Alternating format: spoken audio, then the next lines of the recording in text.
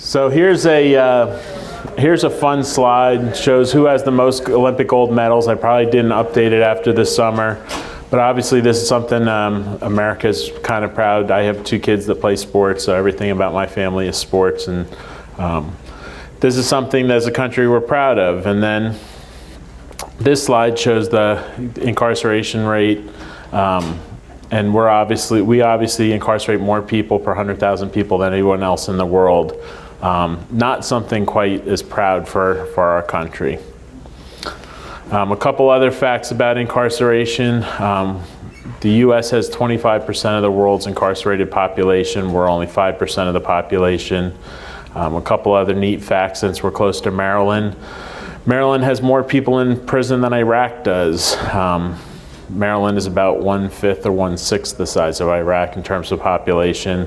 And a great one is Pakistan, where Ohio has more people in prison than Pakistan, and Ohio is about 1/18 the size of Pakistan in terms of population. So it's obviously a huge cost. It's costing taxpayers $60 billion a year to keep everyone incarcerated. So there has to be a solution that we can come up with to start looking at this, because we're not going to be able to afford it going forward. A few years ago, I was at the Gartner conference, and they talked about civic moments, and it's that one concept that everybody can rally around, and you end up having some great outcome as a result of it. And the one comment they made that stuck with me was government tends to move at the speed of civic moments. We get this civic thing that we can attach to, we'll spend a lot of money to fix it, and we'll lurch forward. And then we'll sit for 10, 12 years, 15 years, and then another one will occur. So right now in New Jersey, we identified what that civic moment could be for us. Prior to our 2014 legislative change, individuals were arrested, given an opportunity to pay their bail. We couldn't incarcerate someone even if they were a drug kingpin, and we knew that this was a bad person who was not likely to not show up in court, likely to commit new violent crimes. The judge could issue a $10 million bail, but if that person paid it, they could get out. On the flip side, we found that 12% of the county jail population was in jail for a bail of $2,500 or less. So that means that person sat in jail for 6 months because they couldn't afford $250 to get out of jail. And so the real question is that fair? If I would hope that I'd never get arrested, but if I would hope I could make bail and get out and not spend a day in jail. And would it make sense for somebody like Dan to sit in jail for 6 months because he couldn't afford to get out? It just doesn't make sense. It's not a new problem. This goes back to the 1960s. Since I found this quote, and I figured since we're in DC, I'd bring it up. Money should not be the factor on why we're keeping people in jail. It should be, what is the likelihood they're going to commit new crime, and what is the likelihood they're going to show up to court when they're supposed to.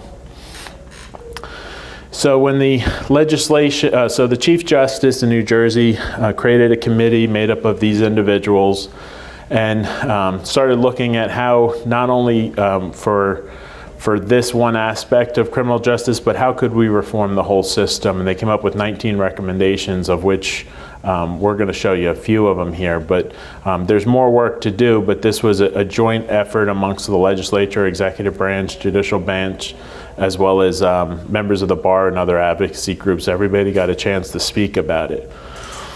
So the legislation came out, and in effect what the legislation does is it tells the courts you must run a risk assessment on somebody.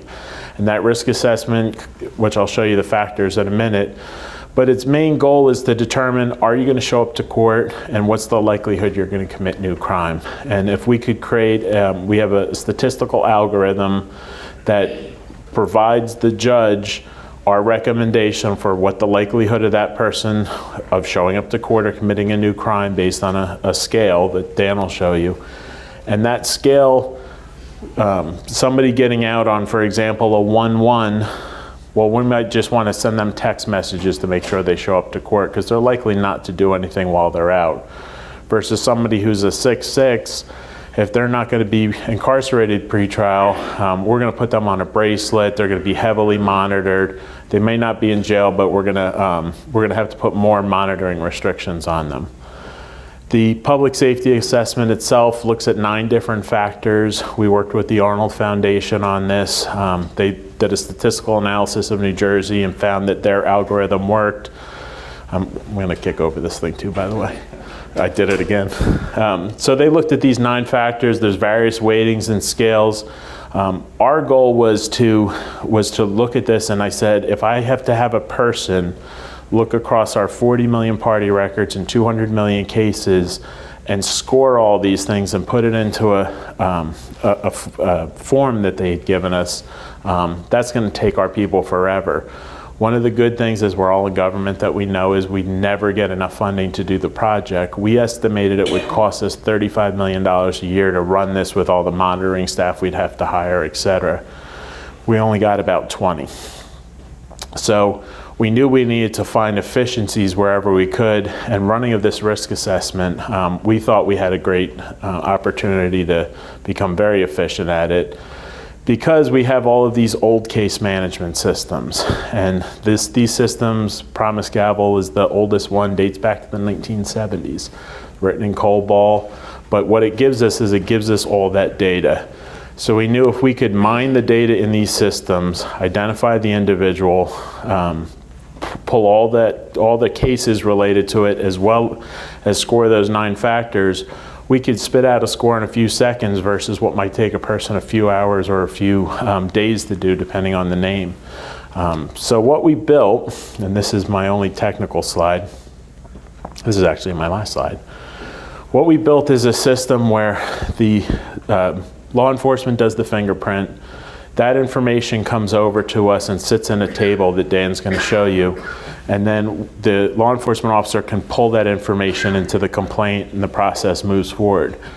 Behind the scenes, as soon as I get that party record from law enforcement, we have an application that wakes up. It's an IBM master data management tool.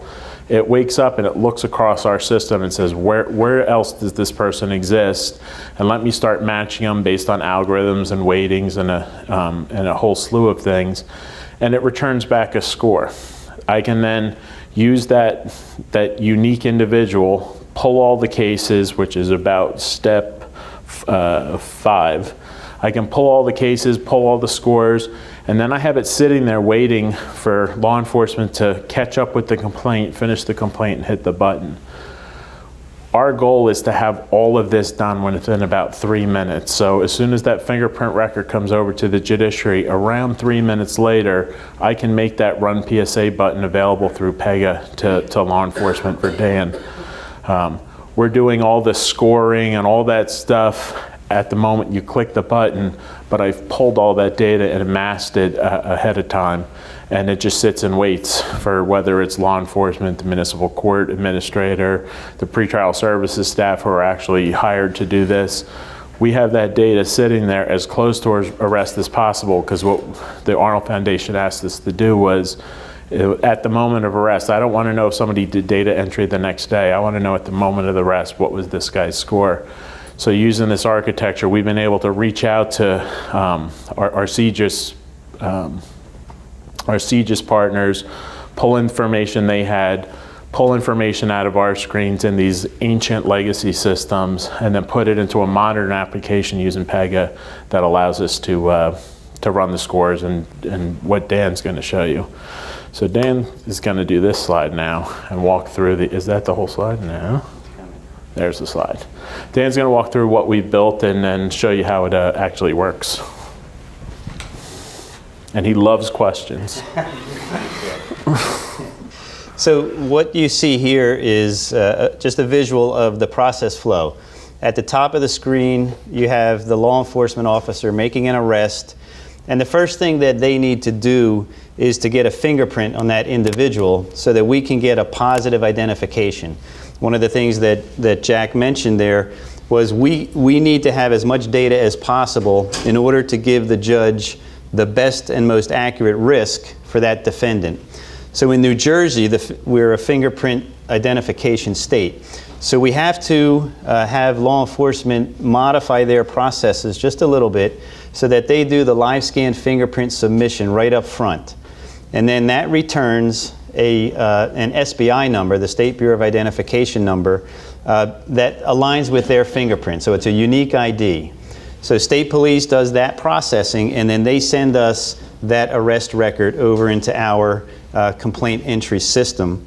Law enforcement will then, if we look down at the blue box on the middle tier, law enforcement in the state of New Jersey, there's roughly 30,000 plus law enforcement officers. They all use our judiciary electronic complaint generation system. We call it ECDR.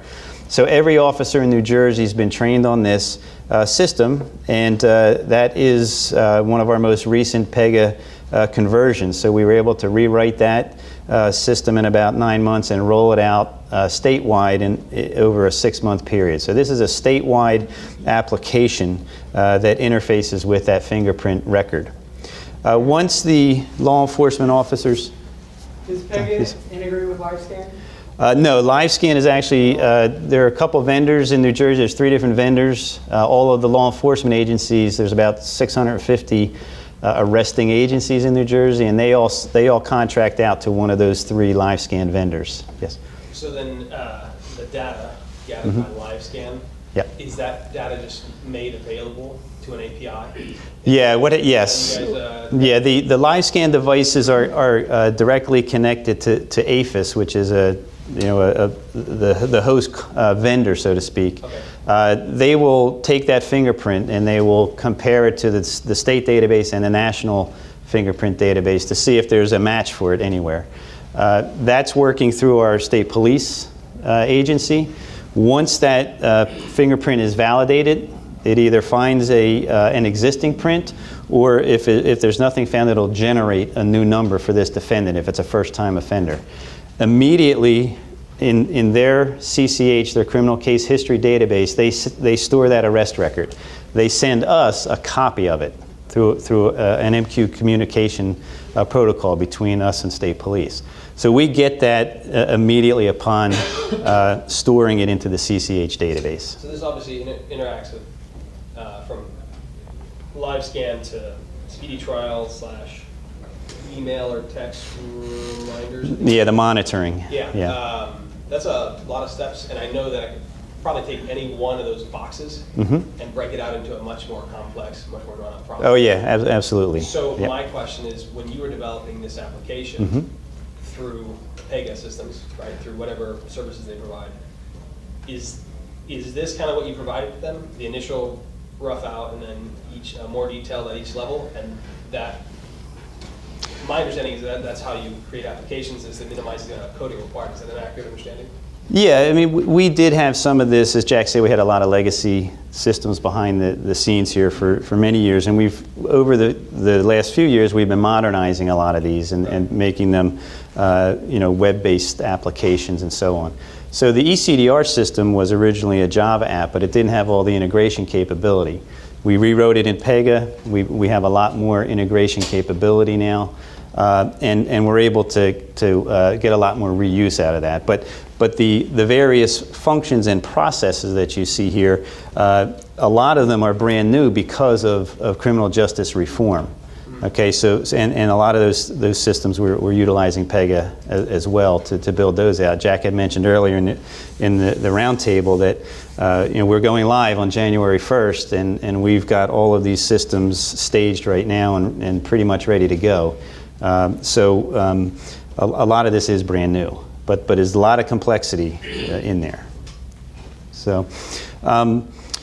So what happens at this point is the officer will complete the ECDR, and I'm going to demo this. You're going to see the actual selection of the LiveScan record and the population or pre-population of the complaint to the extent possible. Anything that the LiveScan record has, we don't want the officer to re-enter it. We just want to take it and pre-populate, so it speeds up that complaint process. Once the officer completes the complaint, they're going to submit it over to the municipal court judge to determine whether probable cause is found, is justified on that particular complaint. So we're utilizing PEGA's workflow capabilities to establish work baskets for these various groups. So it just pushes that particular work object along in the flow. So the judge will get an email and the judge will be able to log on. Their component is web-enabled, so they can be on the beach, and they can get the notification.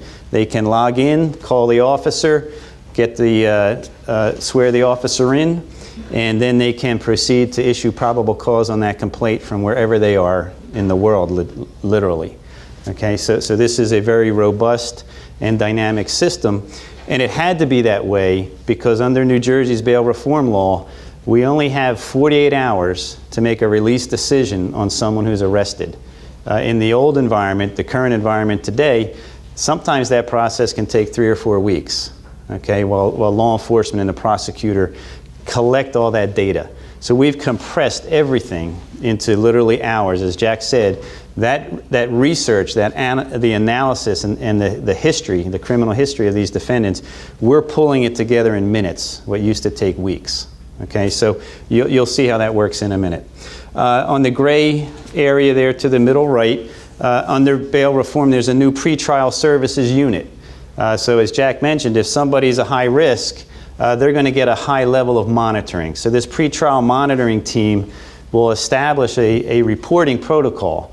They might have to call in every week. They may have to have an ankle tracking device. They may be a number of other monitoring techniques that we're allowed to use under this legislation. So there are new teams being built in New Jersey. Has 21 counties. So each county is going to have a monitoring team that will ensure or do what they can to get that individual to show up at court. That's our main goal, is we're going to let you out, but your part of the contract is you're going to show up when your hearing is scheduled for you. So this group works to get that person there. One of the things Jack talked about is we're now capturing emails and cell phones so that the defendant can choose. Do I want to get a notice 2 days before my court appearance, or do I want to get an email, a text, whatever the case may be? So we built a brand new system on how to handle the monitoring of these defendants that we're able to release because of this risk assessment tool. So there's an awful lot going on. Behind the scenes on the bottom, this pink or red area, that's all that crunching of the data that Jack talked about. Because we have the SBI number, we have the positive identifier for that defendant. We go out and we scan all of our systems and we interface with CCH and other systems, and we very quickly pull all of that individual's history back and start organizing it. And then when the officer or the judge is ready to run that risk assessment, or the pretrial team, all of that data is there, and within seconds they can get a snapshot of how risky this individual is. Okay? So there's an awful lot there, and so what I'm going to do, I'm just going to move over now to show you the live demo of our system that we built. So I logged on before we came in, and I'm coming in at this point as a police officer. Okay? Now I mentioned that in New Jersey there's roughly 500 and some municipalities. There are quite a few other arresting agencies, state police, a lot of the transit police. You've got hundreds of other arresting agencies. They all use this system to generate a criminal complaint in the state of New Jersey.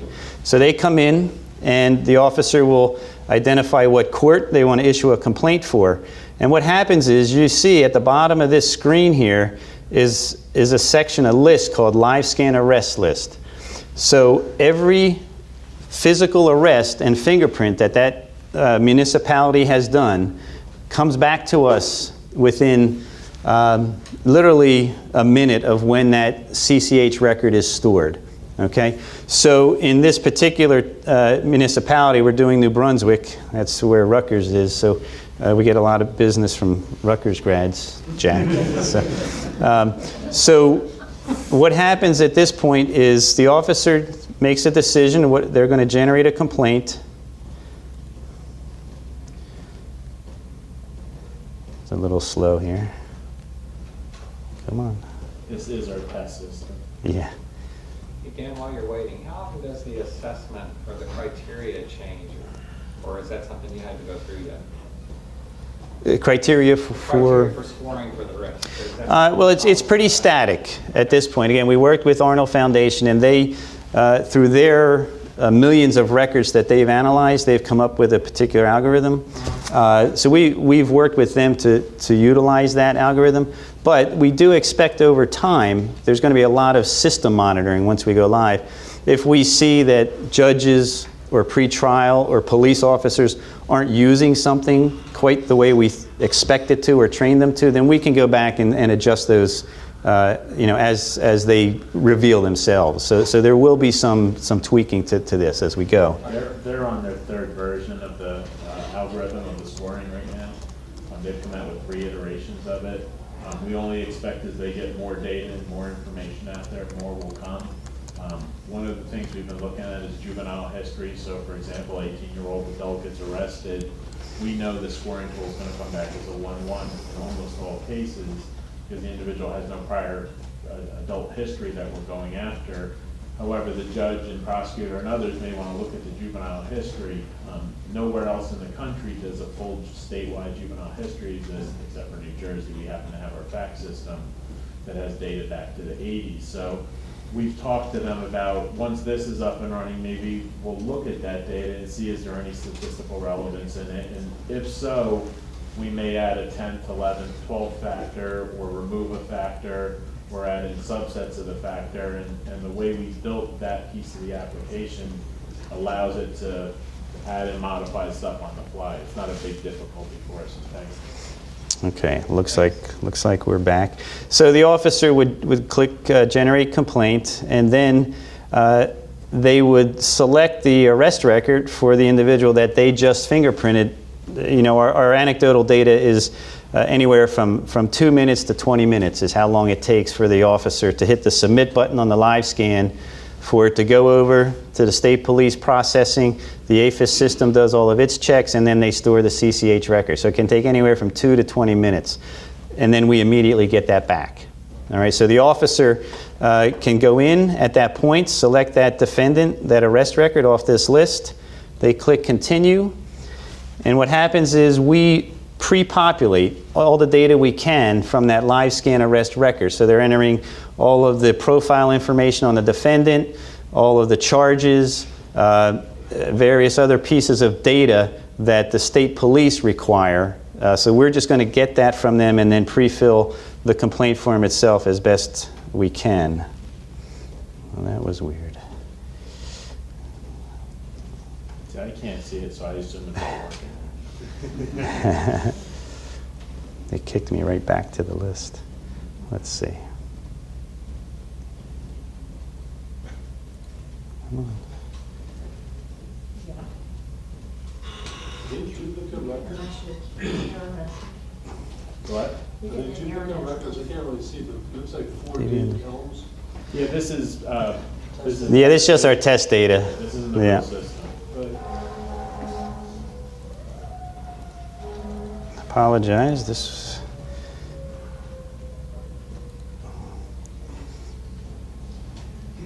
Come on. Unfortunately, Okay, here we since go. we're here, somebody back there may be playing. They're not supposed to.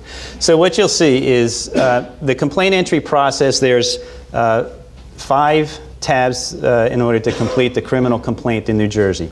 First tab, we capture the defendant data, and you can see almost everything on this screen is pre-filled for the officer. So that's all pulled from the live scan record that we just received. Is that assuming the person has an arrest record? Well, no, it doesn't matter because they have a physical arrest.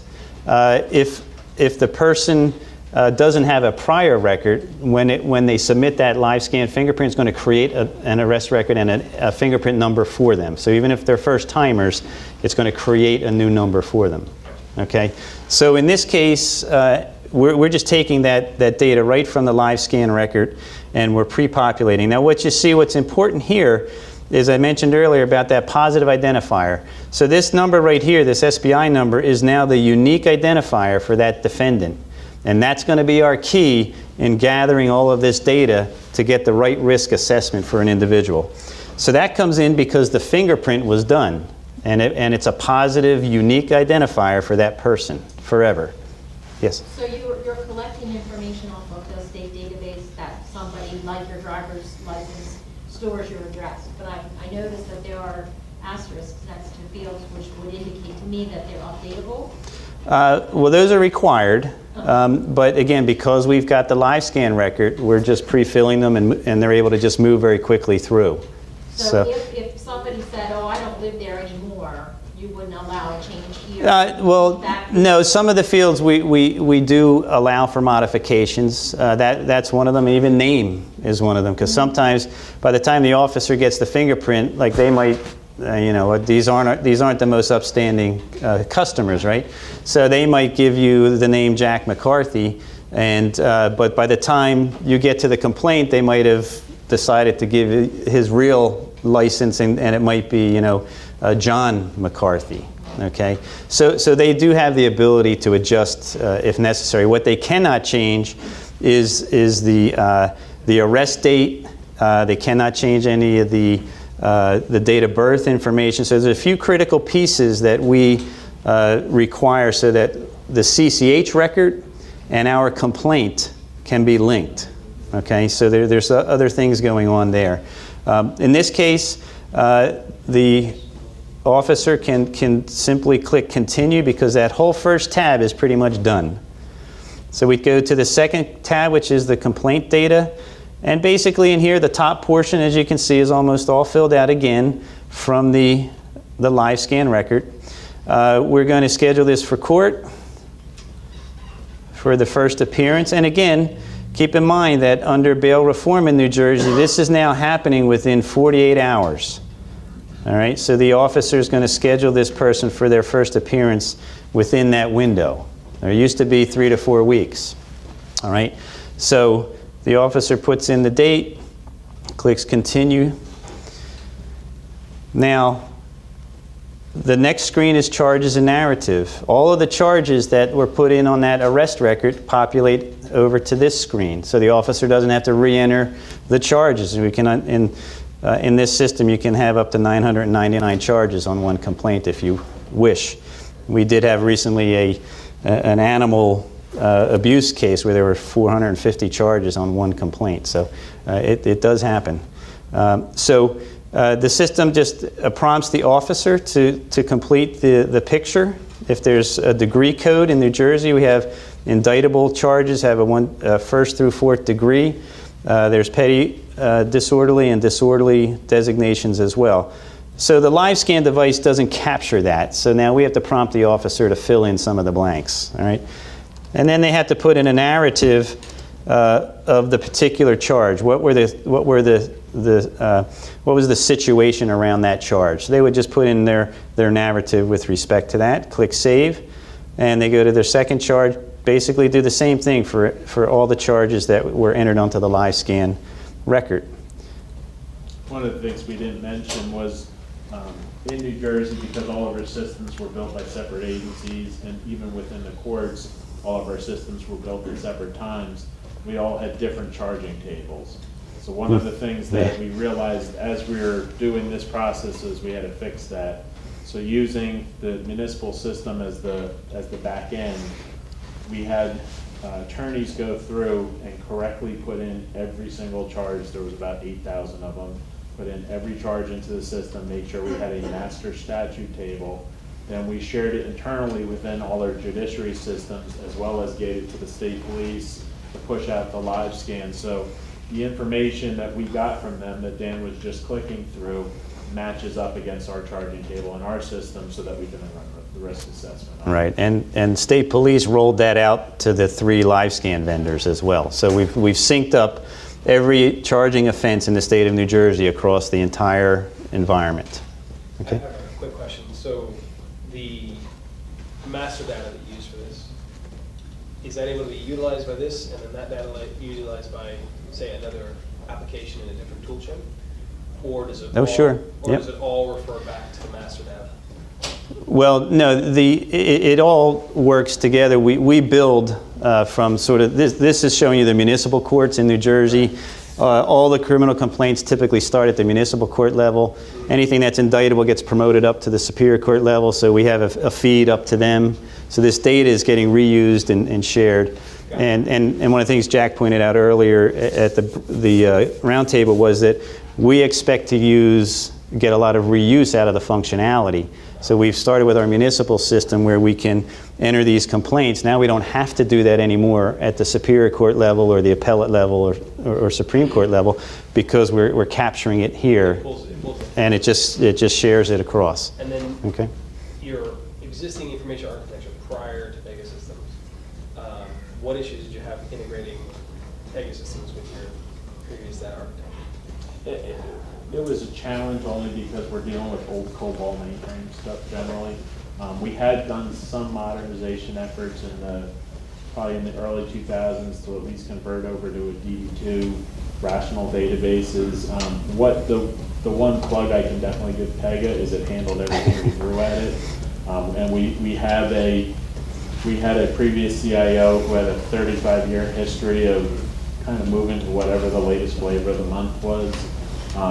So we have a lot of different architecture within our system, and whatever we threw at this, it was able to just kind of sit on top of it as an umbrella and pull everything in. Yeah. We haven't found anything we couldn't do yet. Yeah, we're not going to show it here today, but one of the great features in that regard was Pega is able to be the host for all of these different technologies. So when we built our municipal system, we basically have that Pega wrapper around some of our Java apps and our legacy DB2 CICS applications. And they just show up like tabs, just like you see here. So if I wanted... You didn't replace a lot of them, it just kind of allowed them to continue existing. Right. And what's so great about that is you don't have to think big bang, which was so great for us in New Jersey, because we knew it would be impossible and it would be cost prohibitive. So this approach allows us to phase in and out. As we tackled various systems, we can keep what's there going, and we can access it very easily, but then we can sunset as we convert. So we're not pressured by that big bang. The ECDR application was our last application to convert. Bail reform came in, and we had to move it up to the front. So we literally it was going to be one of these tabs. We said, no, we have to move it. So we rewrote that in a couple months. So it kind of eliminates that trouble of figuring out where to start. You can just Right. start anywhere. Yep. Right? Start anywhere Yep. because it all needs to be done, right? Yeah. Yep. Okay. Thank you. So we were very deliberate with that. That was one of our requirements, quite frankly, when we first did the review of Pega and other vendors in this space. That was one of the things that we wanted to make sure the product could do. So they delivered very nicely on that. So, okay, so I entered all the charges and the narratives related to it. Under bail reform, we have a new screen here called the Affidavit of Probable Cause. And this is really just a certified document that every police officer is now going to have to submit. Remember I said earlier that this used to take 3 to 4 weeks? So the officer would write an investigation report. And when they were done, they would send it to the prosecutor's office, and then the prosecutor would advance the case through the system. Today, under bail reform, they have 48 hours to really get all they can with respect to this case. So the officer now has to do this, fill out this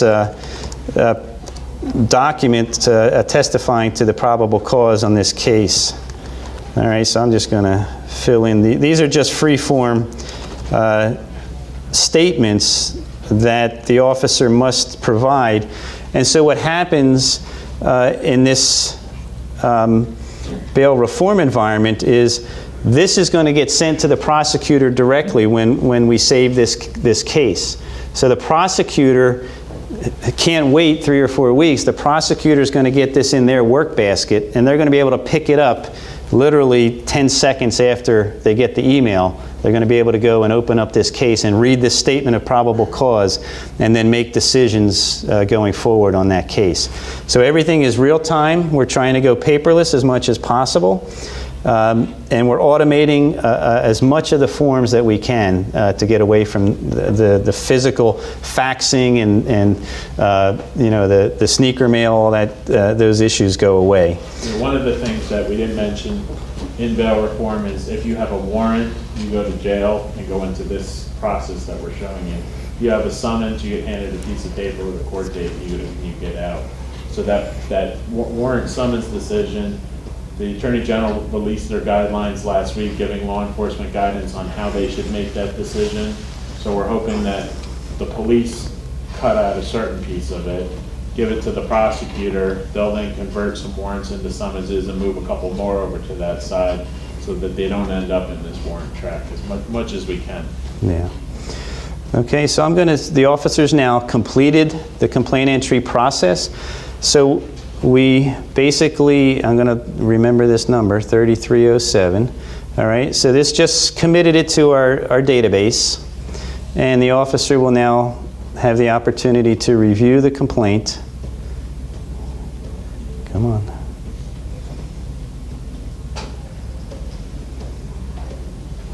Okay, so this is the criminal complaint in the state of New Jersey. The officer can verify all the profile information, make sure the charges are right, make sure they've spelled all the words right in their narrative, whatever they need to do. Okay, and it's watermarked with a draft because it's not official till the judge approves it. Okay, so the officer can, at this point, can run the PSA that we've been talking about. So I'm going to do that now. And this is what's happening literally right now. Is this is going out and it's spanning all of our databases to see what kind of criminal history this has, and it's going to the CCH database as well using that SBI number. And there it is.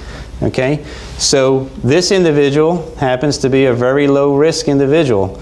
For failure to appear risk, the individual came up a 1. For a new criminal activity, the individual came up as a 1.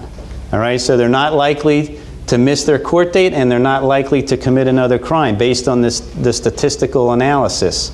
Okay, and there's something over here you don't see. There's this new violent criminal activity flag. You do not see a red flag in this document because the individual has no history of violent crime. Okay, so that's how this risk assessment works for the state of New Jersey. Okay, and all of this becomes possible because of that technology that we've been employing here to very quickly look at the real actual history on a defendant. Okay, so as we scroll down, you can see the details of this risk assessment. It shows us the current charges. That, again, we copied this over from the live scan record, so we know that charge is pending. And it shows you the risk factors. Jack said there's 9 risk factors, so it's going to show you those risk factors, okay, and what the answers are. Current violent offenses, yes. Any pending charges at the time, no. Any prior convictions, no. All right, so these are the factors that the Arnold Foundation determined give us the risk factor or the risk of releasing this defendant or not releasing the defendant. Okay. All right, so we've completed. Is that time already? Okay. I have a question. Yes. What are you looking at to base your risk assessment on? Is it looking at prior data within the New Jersey database? For the most part. Not solely that, but basically that's what it amounts to. Yeah, it takes into account the age of there's these 9 factors: the age of the defendant, current violent offenses. Is it just New Jersey database? What if he's like a murderer? Or has Yeah, so something in for out-of-state Philadelphia? data, we built it in 3 phases. One is we just looked at internal court data and made sure that worked. Then we went to worked with the state police to make sure we had the in-state criminal history in case we missed anything, although we feed them everything, so 99.9% of the time, they have what we have. The third step is going after the out-of-state stuff, just in terms of timing. We said we can't go out for the risk assessment to give that. Law enforcement at this point isn't doing any additional work here. As we go further down the path, we have pre-trial services staff that are also running this risk assessment. Does that have the indicator on it, the out-of-state indicator? No. See, one of the things that Jack's talking about here at the bottom, we have a section called supplemental. If there was an out-of-state flag on the NCIC check, it would have shown us that there's. Now, again, this is a piece that we're still working on. Well, we get from them. There is an out-of-state charge, and we get a UCN, I think it's called the UCN number, and that at least lets the the pretrial services staff know something else exists somewhere else, and you need to go over to the NCI machine, run that out-of-state rap sheet with this number to pull that info back, then come back to the risk assessment and type those cases in. Add them into the appropriate one of the 9 fields and then rerun the number and you'll get a new number. So if the individual was, you know, a transient, came in from Pennsylvania or New York in our case, and had an extensive history over there, we'd pick them up. Have you ever utilized the Social Security database? No, not for this yet. Because we're from the Bureau of Prisons, and we have an MOU with Social Security where every month I give them data. And every month or on a regular basis, all the states give Social Security the data for inmates. And what they're able to do is, you know, if you're in Pennsylvania, you can ask Social Security to give me all the data for all the other 50 states. Those states later said, well, we want the federal guys too. So, you know, they changed their redisclosure laws. So Social Security can now redisclose not only, you know, all the state inmate data that they're getting on a regular basis, but also all the federal data that they get every month to any state that's asking for it. Okay. Yeah, we anticipate, again, going through the NCIC database, that information will be there. All right, it should be in NCIC. All right, so we anticipate, let's say, for example, this supplemental section here identified that there's an outstanding case in New York. All right, the officer and the judge reviewing this, they might say, well, it's a 1-1, but I have a case out that I'm not sure of from New York. So what in our process, this case for protection purposes, CYA if you will, this case they may not just release this person on their own recognizance. They may put some significant conditions on this and send it to the Superior Court as a warrant to be heard. And the new pretrial unit, I mentioned about that pretrial services unit, they're the team that's now responsible for doing that check that Jack talked about. We know there's a New York City or New York State case. The pretrial unit now will go back and do that research to find out, you know, was it a murder or was it a shoplifting? All right, and so that pretrial service unit picks it up if there's any ambiguity. That's what their primary job is, not just to monitor, but to make sure that the risk assessment is accurate. Yeah, and because we're doing this with obviously court staff as well as law enforcement's using, at this point Dan is a police officer in this demo, we fully expect that we're going to get a lot of questions like that, and if somebody says we can put something on a screen to help guide that early decision, our job is just to provide the information. And when we went into this, what we decided early on was there's 3 factors. One is we can get it done in seconds, which we've done.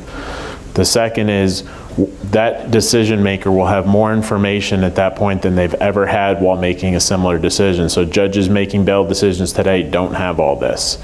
So if we can provide them information from Social Security and they want it, we're putting it on the screen and we'll make it very easy for them. And then the third is remove all biases as you're making that decision. So the math is not going to score things differently if you're in Essex County or Salem County or Cumberland. It's going to just score things. Okay. Along those lines, what have you guys done, or what are you doing to reduce errors in the system? Like having some information be there that's not, you know, really accurate. So once you're fingerprinted and that information is in CCH, it's kind of the Bible for that side. We do recognize there's going to be stuff that shows up in the system here that may not be correct. We have 40 years worth of data that we're going against, done by various staff members in our system. This is just the tool for the judge. So when we fast forward to the actual court event, the prosecutor, the public defender, and the judge are all going to have a copy of this a few hours before the event occurs, before they have to make that release decision.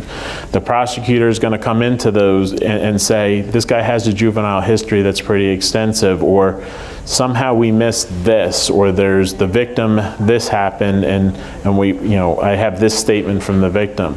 public defender is also going to come in and say, that's not my guy, that didn't happen, he didn't miss that court event, he was in the hospital that day. And so that check and balance still occurs against the data. Okay, while Jack was speaking, I logged on as a judge, so, and we're getting very close to our time expiring here, so I'll try to. But we don't have to take questions at the end. Okay, so I signed on as a judge, and what you'll see is the case I just created, again, using the workflow capability. The judge got an email saying a warrant was just submitted by police department, municipality, in this case, New Brunswick. So the judge would then get on their iPhone and they would go to their website, for the ECDR website, pull up that case, click open.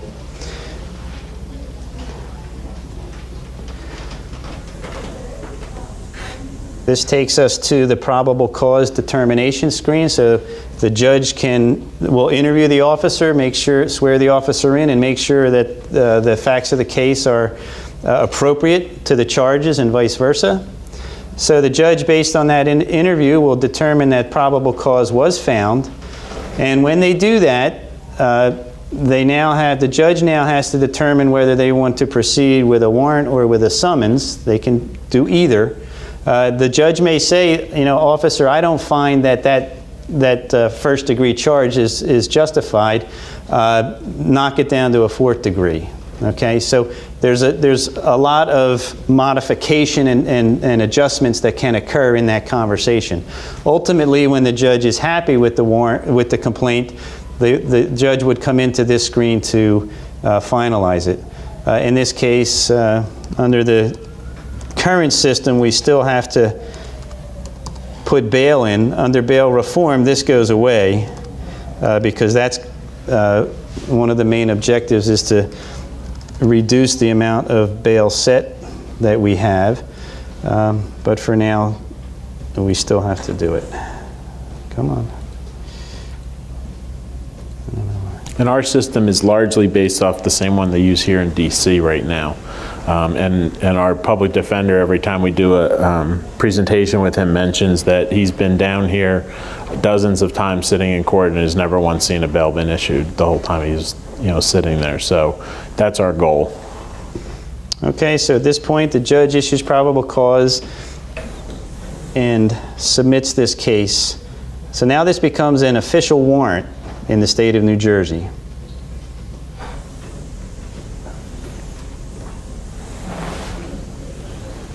So now the judge will be able to see the warrant. This time you'll see the draft watermark is gone. It's a warrant at this point. And again, we affix electronic signatures. There are no longer manual signatures required in New Jersey because it's based on their ID and password security authentication. All right, so this is now an official complaint.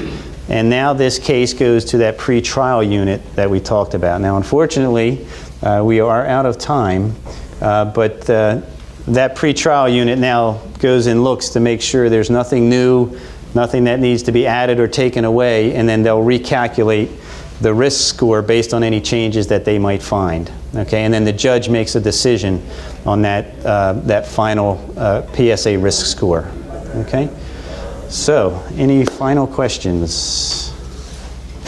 Okay, yes? You could use like the authentication cards for access to this? Well, ID and password, a secure ID and password that every judge, every police officer gets. It's not like a PIN card. No. Yeah, from a security perspective, this is law enforcement using the system. It's outside of us, so their user ID and password.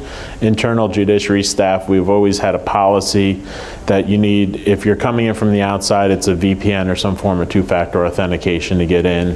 So as the judge is sitting on his we have a few different ways for them to get in. Obviously, we're going to let you come in as far as the security we trust. So if you're accessing some very confidential information within here, you're going to come in through a VPN and two-factor authentication. I want to know who you are.